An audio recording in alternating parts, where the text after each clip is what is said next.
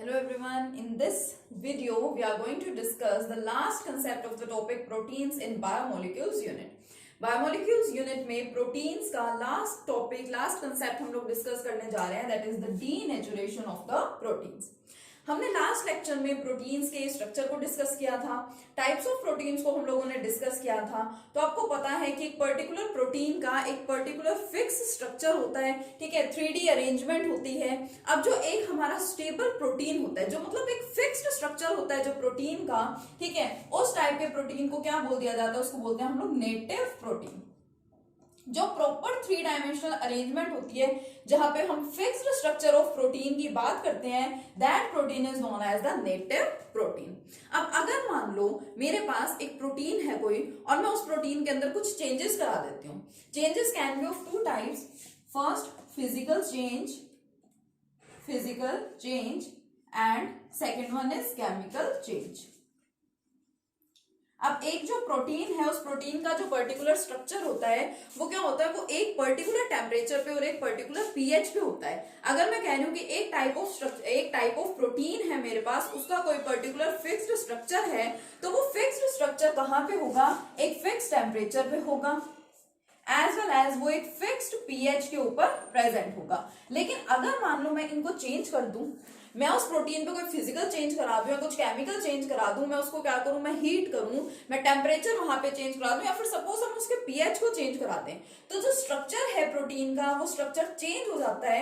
And this process is known as the denaturation of protein. Protein का अगर structure change हो गया है किसी भी टाइप के चेंजेस के थ्रू, तो उसे हम क्या बोलेंगे, डीनेचुरेशन ऑफ प्रोटीन्स बोलेंगे। और जो हमारा नया प्रोटीन बनेगा, that protein is known as the denatured protein. उस प्रोटीन का नाम क्या हो जाएगा, that protein will be regarded as the denatured protein. अब ये जो डीनेचुरेशन की प्रोसेस है, ये रिवर्सिबल भी होती है, इरिवर्सिबल भी होती है। कई बार तो क्या है कि अगर एक बार डीनेचुरेशन हो गया, एक बार आपने चेंजेस करा दिए, स्ट्रक्चर चेंज हो गया, तो आप उसको वापस से इनिशियल कंडीशंस पे या फिर नॉर्मल कंडीशंस पे नहीं ला सकते। तो उस केस में हम क्या बोलेंगे कि जो डीनेचुरेशन है प्रोटीन्स का वो इरिवर्सिबल होता है। लेकिन कई बार क्या होते हैं कि टेम्परेचर, पीएच, ये सब कंडीशंस अप्लाई करने के बाद we can bring back the initial structure of the protein. तो उस टाइप के डीनेचुरेशन को क्या बोल दिया जाता है, रिवर्सिबल प्रोसेस।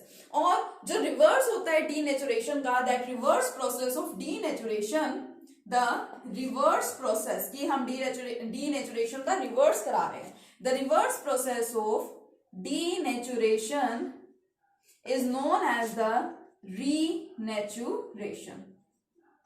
ठीक है, डीनेचुरेशन को अगर मैं कह रही हूं कि वो रिवर्सिबल प्रोसेस है, मैं उसे दोबारा से उसकी रिवर्स कंडीशंस पे या इनिशियल कंडीशन पे ला सकती हूं, ठीक है, तो उस प्रोसेस को क्या बोल दिया जाएगा, रीनेचुरेशन बोल दिया जाएगा।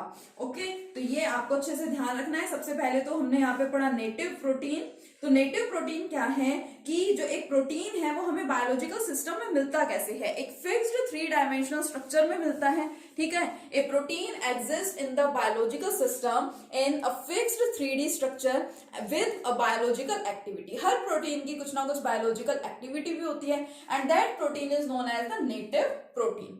अब अगर हम उसके अंदर चेंजेस करते हैं, तो डीनेचुरेशन का मतलब, देखो डीनेचुरेशन का मतलब एक यही है कि स्ट्रक्चर को चेंज कर देना। हम लोगों ने प्राइमरी स्ट्रक्चर से, ठीक है, या मैं कहूं प्राइमरी स्ट्रक्चर से 1 डिग्री स्ट्रक्चर से क्या बनाया था, 2 डिग्री स्ट्रक्चर यानी कि सेकेंडरी स्ट्रक्चर।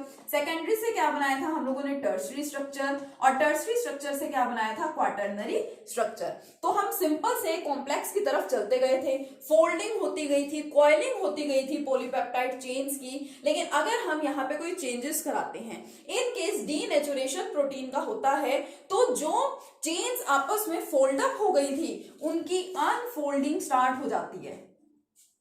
जो एक दूसरे में मिक्सअप हो गई थी, एक दूसरे के साथ फोल्ड हो गई थी, उनकी अनफोल्डिंग स्टार्ट हो जाती है। मतलब जो क्वाटरनरी स्ट्रक्चर बना था वो दोबारा से कन्वर्ट हो जाएगा टर्शरी स्ट्रक्चर में, और जो टर्शरी स्ट्रक्चर है वो कन्वर्ट हो जाएगा सेकेंडरी में। सेकेंडरी स्ट्रक्चर दोबारा से कन्वर्ट हो जाएगा प्राइमरी स्ट्रक्चर में। बट हमने पढ़ा था that primary structure is the simplest structure of proteins.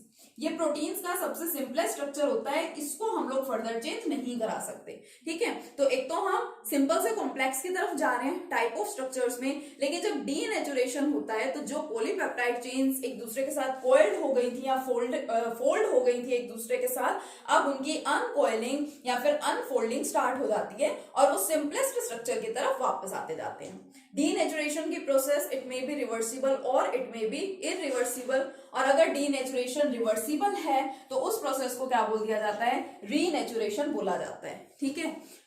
Examples की बात कर सकते हैं आप, डीनेचुरेशन के आपके पास एग्जाम्पल्स भी काफी एग्जिस्ट करते हैं, ठीक है। For example the coagulation of egg, जब हम एग को बॉयल करते हैं तो उसका जो कोगुलेशन होता है, it is the example of the denaturation of proteins, ठीक है। तो बहुत सिंपल सा कंसेप्ट है, एक नंबर में आपके एग्जाम में इससे रिलेटेड डेफिनेशन पूछी जाती है, आपके बोर्ड एग्जाम में भी एंड आपके कॉम्पिटिटिव एग्जाम में भी, ठीक है। तो ये छोटी सी डेफिनेशन है डीनेचुरेशन की जो आपको ध्यान रखनी है अच्छे से। यस, अब हम डिस्कस कर लेते हैं अपनी बायोमोलिक्यूल्स यूनिट का last concept, last topic which is nucleic acids and is again very important topic. देखिए न्यूक्लिक एसिड्स होती क्या है, nucleic acids are the long chain polymers of nucleotides. Nucleic acids जो हैं वो लॉन्ग चेन पॉलीमर्स होती है न्यूक्लियोटाइड्स के, बट उससे पहले थोड़ा सा बायोलॉजिकल कंसेप्ट देखते हैं, न्यूक्लिक एसिड्स हैं क्या। देखो हमारी बॉडी के अंदर डिफरेंट सेल्स प्रेजेंट होते हैं, ठीक है। हर एक सेल के अंदर क्या प्रेजेंट होता है, न्यूक्लियस प्रेजेंट होता है। जानते हैं आप अच्छे से कि हमारी बॉडी में डिफरेंट सेल्स प्रेजेंट है और हर एक सेल के अंदर कौन प्रेजेंट होता है, न्यूक्लियस प्रेजेंट होता है। न्यूक्लियस के अंदर क्या होता है, न्यूक्लियस के अंदर छोटे छोटे से पार्ट्स प्रेजेंट होते हैं, छोटे छोटे सब्सटेंसेस होते हैं जिनको बोला जाता है क्रोमोसोम्स। और यही जो क्रोमोसोम्स हैं these are responsible for the inherent character in our body।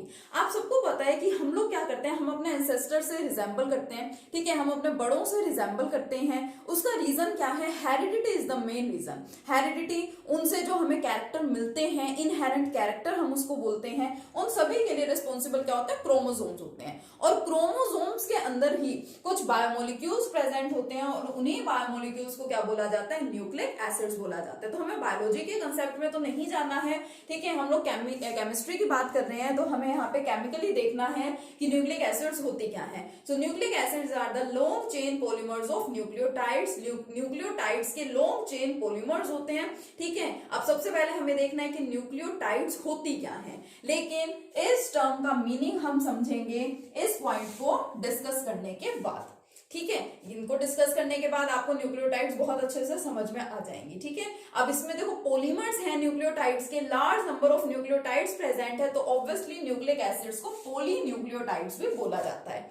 Now these nucleic acids are of two types, जिसका आपने नाम भी सुन रखा है, डीएनए एंड आरएनए। जो न्यूक्लिक एसिड्स है वो दो टाइप की होती है, डीएनए एंड आरएनए, और इनके फुल फॉर्म्स भी आप लोगों ने स्टडी कर रखी है। DNA is deoxy ribo nucleic acid, ठीक है। डीएनए क्या होता है, deoxy ribo nucleic acid, and RNA is ribo nucleic acid, ठीक है। ये होते हैं आपके डीएनए एंड आरएनए। तो न्यूक्लिक एसिड्स दो टाइप की होती हैं, डीएनए एंड आरएनए। तो ठीक है, हमने टाइप तो डिस्कस कर ली, बट हमें ये तो बताओ कि न्यूक्लिक एसिड्स आखिर बनती किससे हैं, कंपोजिशन क्या होता है, what is the chemical composition of the nucleic acids. तो न्यूक्लिक एसिड चाहे डीएनए है और आरएनए है, जब हम न्यूक्लिक एसिड्स की कंप्लीट हाइड्रोलाइसिस कराते हैं तो जिन कंपोनेंट्स की फॉर्मेशन होती है, इट मींस उन्हीं कंपोनेंट से मिलकर के न्यूक्लिक एसिड्स बनी हुई है। So there are the three components of the nucleic acids, these are the pentose sugar, nitrogenous bases and phosphoric acid. इन तीन चीजों से मिलकर आपकी न्यूक्लिक एसिड्स बनी होती हैं। कौन कौन सी हैं ये तीनों चीजें, pentose sugar, nitrogenous base and phosphoric acid. Phosphoric acid तो आप सब जानते हैं। Now what are these two, what is pentose sugar and what is nitrogenous base. Nitrogenous base का मतलब होता है the base containing nitrogen. For example, सबसे सिंपलेस्ट एग्जाम्पल हम लोगों ने स्टडी किया हुआ है, हम लोगों ने इस सब्सटेंस को बहुत स्टडी किया है, ठीक है। ये एक नाइट्रोजन कंटेनिंग बेस है, आपको पता है जो एनिलीन है it is basic in nature और इसके अंदर नाइट्रोजन प्रेजेंट है, so it is known as a nitrogenous base. ये जस्ट मैंने आपको यहाँ पे एग्जांपल दिया है नाइट्रोजीनियस बेस का मतलब समझाने के लिए, लेकिन यहाँ हमें एनिलीन को नहीं पढ़ना है, ठीक है। What about pentose sugar? देखो ओज मैंने आपको बताया कार्बोहाइड्रेट के लिए हम यूज करते हैं, pent means 5 carbon atoms. Actual में जो पेंटोज शुगर है इट इज ऑफ 2 टाइप्स, ठीक है, 2 टाइप्स की पेंटोज शुगर होती हैं। एक होती है आपकी बीटा डी राइबोज और एक होती है बीटा डी 2 डीऑक्सी राइबोज। कुछ नहीं करना आपको, इनमें जस्ट स्ट्रक्चर्स बनाने हैं, जैसे आपने ग्लूकोज का फ्रक्टोज का स्ट्रक्चर बनाया था और रिंग शेप में ही आपको इसके स्ट्रक्चर बनाने हैं। देखो 5 कार्बन एटम्स की चेन है, तो इस तरह से मैं इसको दिखा देती हूँ यहाँ पे, ठीक है, इसके तो हम हैबिचुअल हो चुके हैं बनाने के, ठीक है। नाउ बीटा डी राइबोज क्या होता है? बीटा की बात है तो आप याद कीजिए अपने ग्लूकोज एंड फ्रक्टोज का स्ट्रक्चर, वहां हमने alpha and beta forms discuss की थी। बीटा फॉर्म में क्या होता था, फर्स्ट कार्बन में ऊपर ऊपर आपका OH ग्रुप प्रेजेंट होता था, तो ये बीटा डी राइबोज का स्ट्रक्चर मैं पहले बना रही हूँ, ठीक है। तो इसके अंदर यही है, सबसे ऊपर आपका OH ग्रुप प्रेजेंट है, OH and then H। Next carbon ध्यान रखेंगे HOH, अगला भी H एंड OH ही है, और इधर आपको पता है बल्कि ग्रुप, बड़ा ग्रुप या लार्ज ग्रुप प्रेजेंट होता था CH2OH and H। Now this is the structure of the beta D ribose. किसका स्ट्रक्चर है ये? बीटा डी राइबोज का स्ट्रक्चर है, क्योंकि पेंटोज शुगर है तो 5 कार्बन एटम्स यहाँ एग्जिस्ट करते हैं। It is the first carbon, second, third, fourth and ये कौन सा है आपका? 5th कार्बन है, ठीक है। So it is beta D ribose. Now what about beta D 2 deoxy ribose? ये भी इसी के जैसा है, पहले रिंग बनाते हैं, ठीक है। यहाँ पे 5 कार्बन एटम्स की चेन। देखो इसमें बीटा, बीटा का मतलब फिर वही से OH एंड H हो गया बीटा 2 डीऑक्सी। डीऑक्सी का मतलब DE means removal, oxy is related to the oxygen, और आगे 2 लिख रखा है, यानी कि सेकंड पोजीशन से, सेकंड जो आपका कार्बन एटम है वहां से हमें ऑक्सीजन एटम को क्या करा देना है? रिमूव करा देना है। देखो राइबोज के अंदर ये आपका राइबोज का स्ट्रक्चर, इसमें सेकंड कार्बन पे जहां आपको ऑक्सीजन दिख रही है उस ऑक्सीजन को क्या करा दो? वहां से रिमूव करा दो। तो ये ऑक्सीजन है, इसको मैं हटा रही हूं, तो क्या रहेगा? H, next HOH and last one CH2OH and H. Now this is the structure of the beta D2 deoxyribose. Nitrogenous bases का मतलब क्या होता है? The bases containing nitrogen atom. जिन बेसिस के अंदर नाइट्रोजन प्रेजेंट होता है, नाइट्रोजन के जो बेसिस होते हैं उनको क्या बोला जाता है? Nitrogenous basis. यहाँ हम न्यूक्लिक एसिड्स में डिफरेंट टाइप के नाइट्रोजीनियस बेसिस की बात करेंगे, ठीक है। कौन कौन से होते हैं? एडिनिन, ये नाम आपको याद करने पड़ेंगे, ठीक है, बायोलॉजिकल नेम्स हैं। ये बायोलॉजी के स्टूडेंट्स बहुत फटाफट से याद कर लेंगे क्योंकि उन्होंने 11th में इसको पढ़ा भी हुआ होगा, ठीक है। तो थोड़ा सा इसको ध्यान देने की जरूरत है। नाइट्रोजीनियस बेसिस कौन कौन से होते हैं? Adenine represented by capital A, ठीक है, थायमिन रिप्रेजेंटेड बाय T, ठीक है, एंड इसको मैं हटा देती हूँ यहाँ से स्ट्रक्चर को, ठीक है। कौन सा हो गया आपका? एडिनिन हो गया है। नेक्स्ट है आपका thymine, after that guanine, guanine आपका एक बेस है represented by capital G, cytosine represented by capital C and uracil represented by capital U। Now you have to mug up all these nitrogenous bases. सारे आपके biological terms है तो आपको इनको अच्छे से रटना पड़ेगा, क्रैमिंग करनी पड़ेगी इनकी, ठीक है। Adenine, thymine, guanine, cytosine and uracil, ये होती है नाइट्रोजीनियस बेसिस। और फॉस्फोरिक एसिड आप जानते ही है क्या होती है। तो इन 3 चीजों से मिलकर के आपकी न्यूक्लिक एसिड्स बनी होती है। न्यूक्लिक एसिड 2 टाइप्स की हम लोग डिस्कस कर रहे हैं, DNA एंड RNA। अब देखिए मैंने बोला था कि न्यूक्लिक एसिड्स को हम डिफाइन कैसे करते हैं? Nucleic acids are the long chain polymer of nucleotides. Nucleotides का मतलब क्या है? Nucleotide means the combination of all these pentose sugar, nitrogenous base and phosphoric acid. जो आपकी न्यूक्लियोटाइड्स होती हैं, देखिए न्यूक्लियोटाइड्स का मतलब ही क्या होता है, मैं यहां पे आपको लिख के बताती हूं। ये देखिए न्यूक्लियोटाइड, न्यूक्लियोटाइड का मतलब कि सबसे पहले आपके पास शुगर है, उस शुगर के साथ ही बेस अटैच है और उसी बेस के साथ फॉस्फोरिक एसिड आपके पास में अटैच है, ठीक है। उसी बेस के साथ कौन अटैच है? Phosphoric acid. This combination is known as the nucleotide.